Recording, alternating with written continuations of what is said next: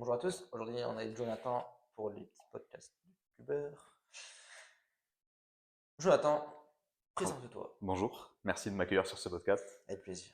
Je m'appelle Jonathan Daman, j'ai 24 ans, toujours pas, j'ai 23 ans. Je suis serveur en restaurant, dans un restaurant dans le nord de Montpellier, qui s'appelle la Table de la Lyre. Allez y manger, le menu est pas très cher et franchement c'est bon. Voilà, j'aime beaucoup euh, les choses qui nécessitent de la réflexion, comme la culture générale, la mémorisation, la géographie. C'est pas trop dans le thème, mais c'est pas grave. Le Rubik's Cube, entre autres. Ok. Donc justement, j'allais te poser la question, comment es-tu venu au Rubik's Cube? Euh, Grâce à Karine, que personne ne connaît ici, mais Karine Muller.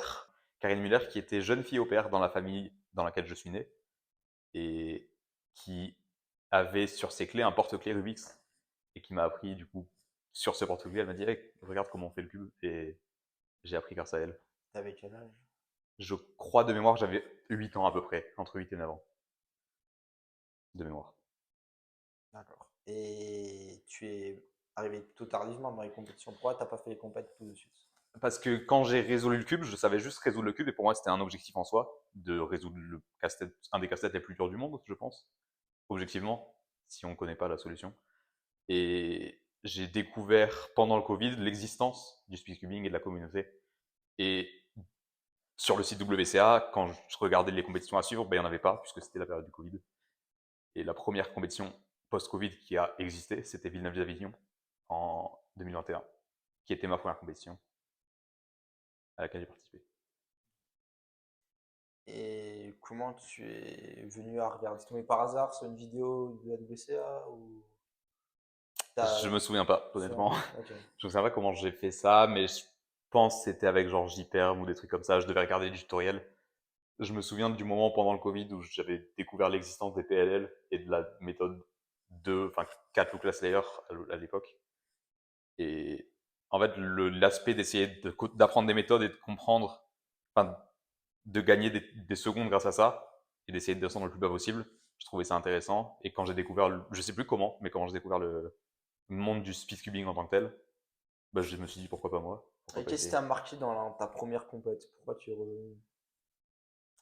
Euh, pour les performances au début, parce que Qu'est-ce qui t'a le plus marqué dans ta première compète?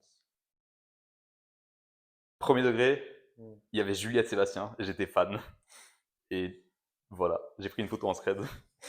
Il y avait Jules qui était T'as très. pas osé lui demander Non, de t'aider. j'ai pas osé. Il y avait Jules Desjardins qui était très fort au Kira. Je me souviens, je l'avais filmé. J'ai encore des vidéos de Jules qui fait du Kira et j'étais là, ouais, il a fait 3 secondes.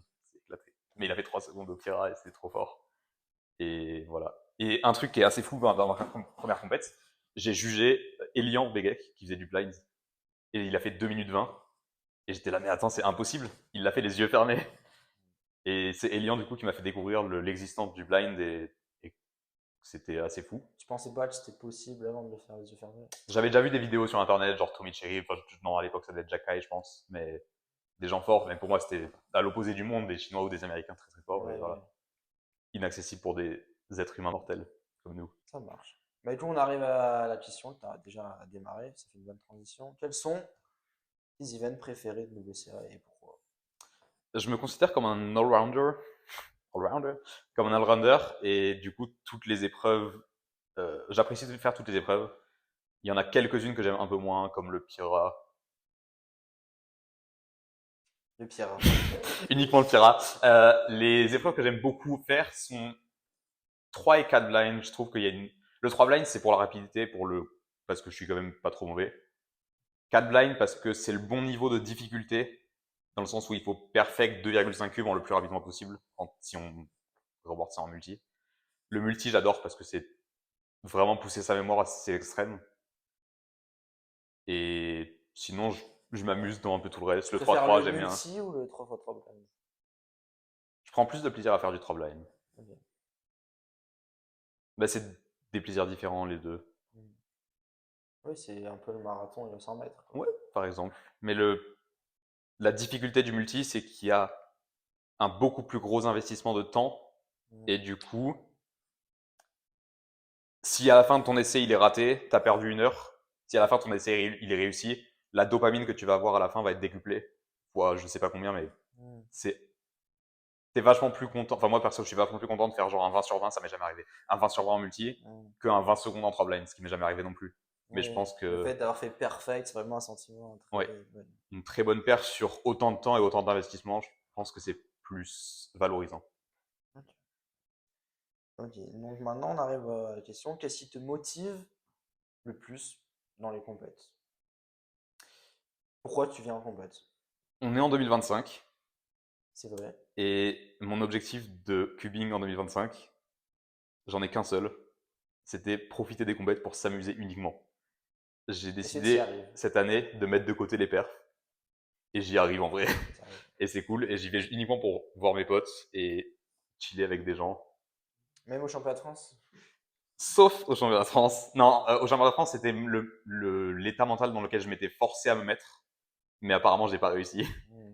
Puisque du coup, j'ai espéré faire des bons résultats. Ce que j'ai fait, mais espérer avoir des bons classements, ce que j'ai pas réussi à faire. Parce que le niveau en France, c'est trop fort pour moi. Est-ce que tu as une routine d'entraînement particulière? Comment tu t'entraînes chez toi? Non. Globalement, la réponse est non. Je suis en restauration, donc je travaille le midi et le soir, et j'ai à peu près 3 heures de pause tous les jours entre les deux services. Et du coup, ces heures de pause sont réparties dans la semaine, et à chaque fois, j'ai une chose à faire, mais c'est pas forcément lié avec le cube. Et j'ai juste le mercredi qui est lié au multi. Mm. Et quand j'ai un peu de temps, quand j'ai 10 minutes, quand j'ai 20 minutes, je vais faire un peu de 3-3, un peu de line, un peu de 4, un peu. D'accord. Donc tu as l'épreuve où tu accordes d'importance, c'est multi, tu as vraiment un créneau bloqué exprès Ouais, parce que pour ça faire le dure vachement plus multi. longtemps que les autres épreuves et que je sais que si je le fais pas, je vais juste pas progresser Ouais. et c'est une Et tu sais épreuve que dans c'est laquelle j'ai. l'heure du multi, donc ton cerveau est conditionné pour. Ça, c'est Exact. intéressant, tu vois, il y en a Ouais. peu de gens qui ont un truc précis. Je me force à faire un multi par semaine sur la chaîne Jonathan Le Prénom. Vous allez voir le live en direct ou en rediffusé. Je le laisse pendant une semaine derrière. Ouais, peut-être aussi de faire en live, ça te motive à faire un bon score. Ça me motive à le faire. Faire, ouais, et pas Parce que le plus abandonner. dur, c'est de lancer l'essai C'est globalement. ça, ouais. Ok. Quels sont tes objectifs au cube? Court terme, mais aussi même plus long terme. Court terme 2025, c'est uniquement s'amuser et je pense que c'est réussi. Mhm. Long terme, j'aimerais bien avoir des podiums de CDF plus régulièrement. J'en ai un seul pour l'instant, mais je pense que je peux avoir le niveau, genre d'avoir un podium par CDF, un truc comme ça. Tous les ans, faire un petit Ouais, tous les ans, pas podium. forcément dans la même épreuve. J'ai la chance d'être pas mauvais dans plusieurs épreuves Bah, toutes les qui sont épreuves du liées, toutes les blind, épreuves tu à as de blind, mais, chance, ouais, ça te fait 4 mais ça épreuves. fait quand même 4 épreuves où il y a quand même une chance. Et podium de CDF, j'aime bien. Un NR, ce serait un objectif vraiment long terme, mais honnêtement, actuellement, je me vois jamais en Oui, faire. mais ça peut être très long terme, Mais hein, c'est c'est un du coup très objectif. long terme, pourquoi Ouais, pas. ouais, ouais. Mais sûrement un single chanceux ou un truc un peu comme ça. D'accord. Quel est le souvenir qui t'a le plus marqué, ou ta plus grosse performance en compétition? Le souvenir qui va le plus marquer, je pense que c'est. Ah, je peux en dire En termes de plusieurs. performance. Je peux en dire plusieurs ou pas? Tu peux, oui. Ok. Le plus marqué en termes de performance, je pense que c'est pour l'émotion positive que j'ai ressentie après, le 21.89 single de 3 blinds, qui est PB overall, encore En aujourd'hui, compétition, qui était ouais. PB overall de genre presque 2 secondes. Sur 20 secondes, ça fait 10% Ouais. du temps. C'est beaucoup. Et en compète, Et en ça fait compète, ça. évidemment. Et c'était inespéré et c'était cool. Et mon deuxième, c'est en finale des CDF de cette année, au 3 blinds, où je m'attendais à rien, j'étais juste là pour m'amuser et j'ai fait 23,61. Est-ce que tu as cru au podium à ce moment-là? J'ai cru au podium pendant longtemps Ouais. parce que il y avait un très bon mélange. 8 algues pour ceux qui connaissent le blind. Et Donc la moyenne, j'ai c'est 10 à peu regardé, près. la moyenne c'est 10 à peu près. 8 c'est bien, 9 c'est déjà bien, mais 8 c'est assez rare et en plus de bien. Et j'ai regardé les gens autour de moi qui ont presque tous raté. Et tu as Donc cru jusqu'au bout. j'y ai cru presque jusqu'au bout. Mais ça reste un bon sentiment pour toi. Mais le moment où je l'ai fait et que je vois le public qui a pas le droit d'applaudir pour des raisons de bruit, mais qui lève les mains comme ça parce que bah, c'est cool. C'est une Ouais. sensation qui est bien, je pense, Ouais, c'est cool. qui nourrit mon ego. Il y a eu une déception qui t'a. CDF 2025, 2025. le multi-blind dans lequel je m'étais beaucoup entraîné. Il y avait 2 essais. Le premier, j'ai contre-perf avec 17 sur 22. Le deuxième, j'ai cru au perfect. Et en ouvrant les yeux, il y avait aussi 17 sur 22. Ouais. Ça, c'était Et le dur. podium s'est globalement envolé à ce moment-là. Et c'était ma dernière chance de podium parmi toutes les épreuves de blind. Mm. Sauf le 3 blind, mais je savais pas encore ça. Comment vois-tu le speedcubing évoluer? Il y a un moment inéluctable dans lequel tous les records vont être invaincus. Tous les records ont définitivement une limite. On la connaît pas encore. Elle est peut-être déjà atteinte dans certaines épreuves. Peut-être pas, j'y crois pas pour l'instant. Mais il y a une limite qui va jamais être battue. Et donc, je pense que on va accorder plus de valeur au titre de championnat du monde, etc. Au titre de championnat en particulier, parce que ce sera un certain nombre de personnes, les meilleurs du monde, qui se regroupent pour avoir les mêmes mélanges et voir ce qu'ils font sur ce set de mélanges-là. Ça me paraît cohérent. Je pense que le format va évoluer aussi sur les championnats, parce que une AO5 est peut-être encore trop basée sur la chance quand tu prends les meilleurs du monde. Parce Des trucs plus longs? peut-être un peu plus long sur le 3-3 par exemple. Je pense que les formats doivent évoluer en fonction de l'épreuve, parce qu'une AO5 de méga va pas prendre le même temps qu'une AO5 de 3. Donc pourquoi pas sur le même temps dans la journée, utiliser 1 heure pour faire une AO12 de 3. Pour les meilleurs du monde évidemment, ce serait pas un truc qui serait... Je pense que c'est un truc qui serait réservé aux championnats du monde. Ou genre la finale de 3-3 et en AO12, par exemple. Et est-ce que tu verrais aussi peut-être plus de... Les compétitions toujours sous format open, est-ce que tu feras plus de tournois par exemple fermés, un peu Avec comme une il y a par qualification. exemple, ouais, voilà, comme déjà au championnat du monde cette année, c'était très un peu controversé parce que c'était très dur quand la phase 1 pour s'inscrire 3 c'est sub 8, qui est quand même un très bon niveau. Mhm. Est-ce que tu penses que ça sera l'avenir de mettre des qualifications plus dures, voire même faire des tournois fermés un peu comme il existe aux échecs entre les meilleurs joueurs du monde, ou peut-être à échelle nationale, je dis des championnats plus fermés, réservés à Je l'élite? pense que oui. Je pense que par défaut, si la communauté continue de grandir, il y a un moment où il n'y aura pas assez de place pour que tout le monde participe et il faudra choisir. Et c'est bête de choisir de façon aléatoire quand on peut faire jouer les meilleurs dans certaines compétitions et des compétitions réservées aux nouveaux comme il y a déjà aujourd'hui. Enfin, c'est en cours de mise en place. Mais peut-être du coup des compétitions différentes pour les meilleurs et pour les plus débutants. Et avec des temps de qualification pour s'inscrire, etc. D'accord. Est-ce que tu vois aussi plus d'argent évoluer dans le cube, plus de médiation? L'argent veut dire sponsor, et les sponsors, on n'en a pas énormément, parce que c'est un sport qui n'est pas assez visible par les non-cubeurs, pour l'instant. Donc, il faudrait trouver un moyen de rendre ça accessible à quelqu'un qui ne sait pas résoudre le cube.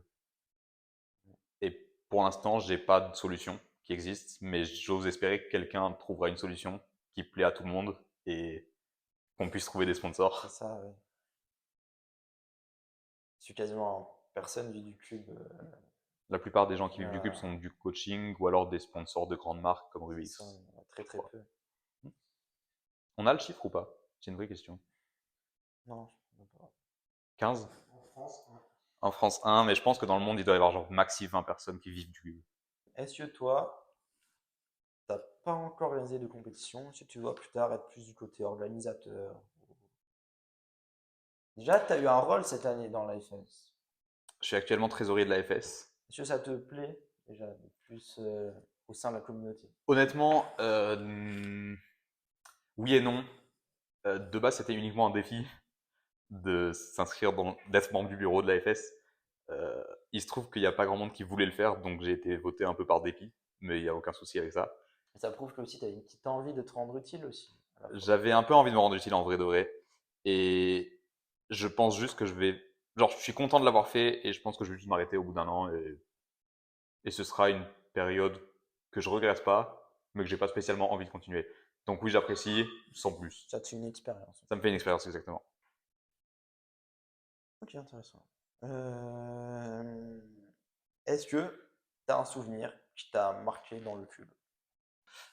En août 2023, j'ai fait une compétition en Norvège avec deux autres Français nommés Paul Pléis et Juliette Sébastien. Et en sortant de la compétition, il y avait une voiture qui est passée. Et dans le côté passager de la voiture, il y avait quelqu'un qui avait son bras en dehors et un saumon au bout du bras. C'était une truite, je pense. C'était un poisson, globalement.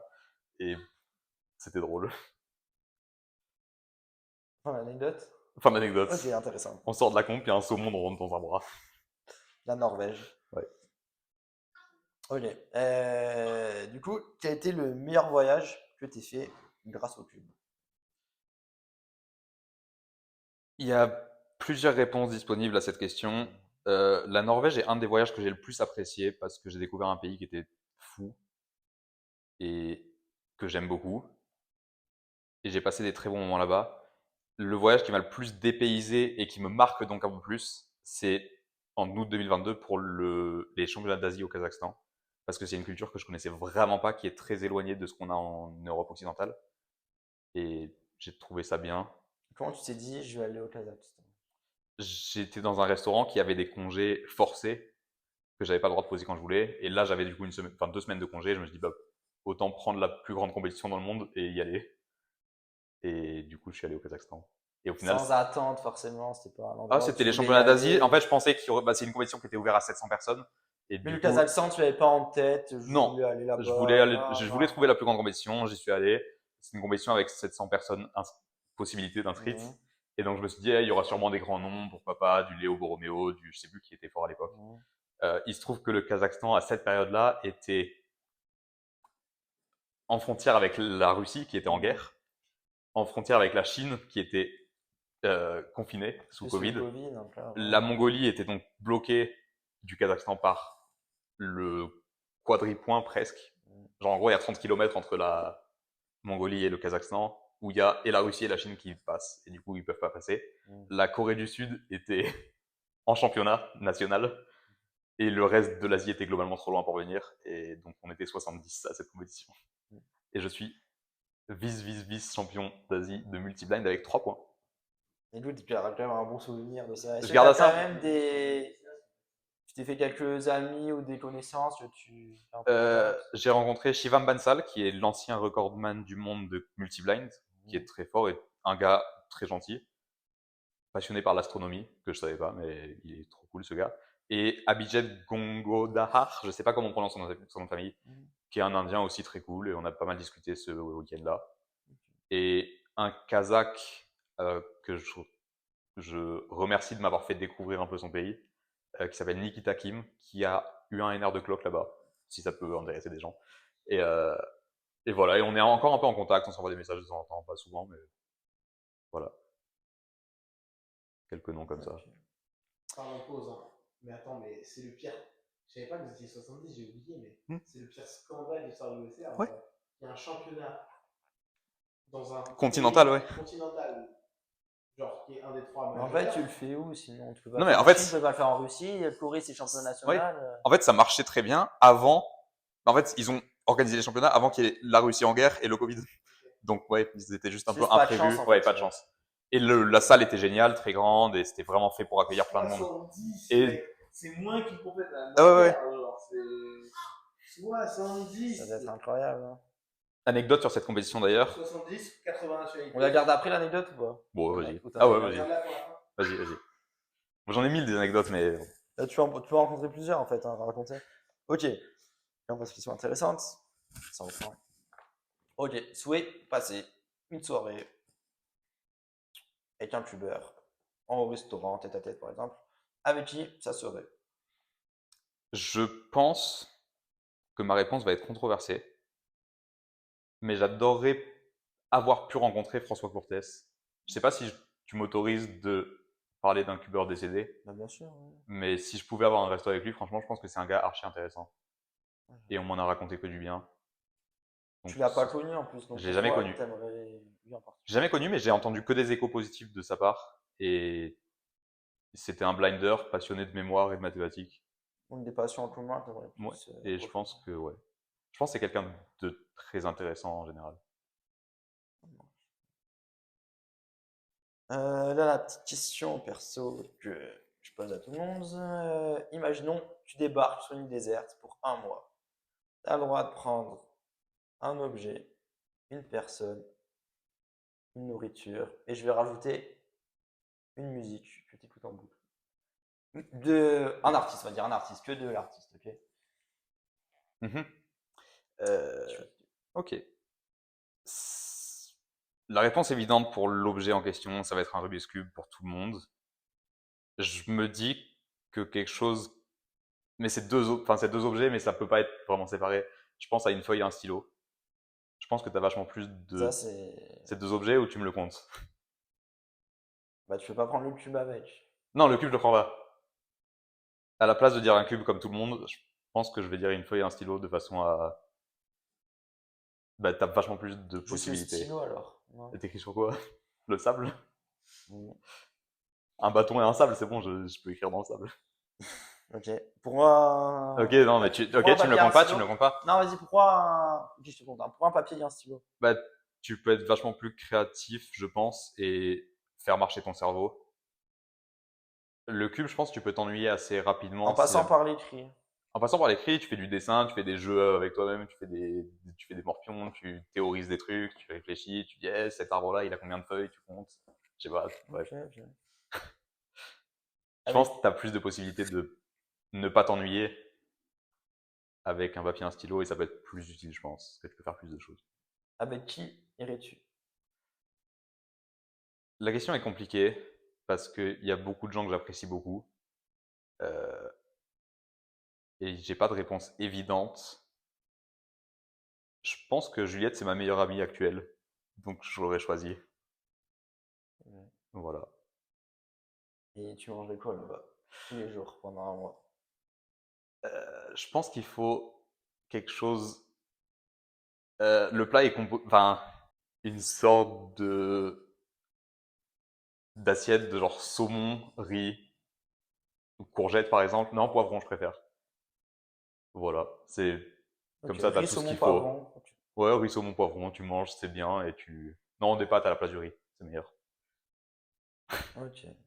Et une musique que tu mettrais? Une musique, un artiste, tu m'as dit? Tu mettrais, Il y a ouais. un artiste que j'aime énormément qui s'appelle NF, les deux lettres, Nate Firestein en anglais, C'est quoi comme type de qui est musique? un rappeur américain qui a pour particularité de parler des sujets comme la santé mentale chez les hommes en particulier, qui est un sujet dont on parle pas beaucoup. Et j'aime beaucoup sa musique, déjà musicalement, pour les paroles qu'il dit. Il n'utilise pas de profanité, ce que je n'utilise pas non plus moi au quotidien. Et je trouve que c'est un point positif. Et il est très créatif. Et honnêtement, c'est un des rares artistes pour lesquels j'aime globalement toute leur musique. Ok. Et pour finir, est-ce que tu as une petite anecdote à raconter à notre auditoire? Ouais. En tant que rare membre de l'Union européenne au championnat d'Asie au Kazakhstan, on était deux. Il y avait Ron Van Brickem, qui était l'organisateur, et moi. Euh, du coup, les personnes de ce pays-là n'ont pas forcément beaucoup de tourisme et n'ont pas l'occasion de voir des Occidentaux. Du coup, dans la rue, en général, je prenais des selfies avec des gens aléatoires qui étaient là, ah, il y a un blanc, on prend une photo. Ouais. Et c'était drôle. Et du coup, je suis passé à la télé nationale aussi kazakh. T'as Euh, été interviewé et J'étais tout. interviewé à la télé avec quelqu'un qui traduisait d'anglais à russe. Et du coup, je parlais anglais, mais eux, ils comprenaient quand même pas. Hmm. Et voilà, c'était assez marrant. Ok. Bon, alors, merci Jonathan. Avec Avec plaisir. plaisir. C'était un plaisir de parler. À bientôt. À bientôt.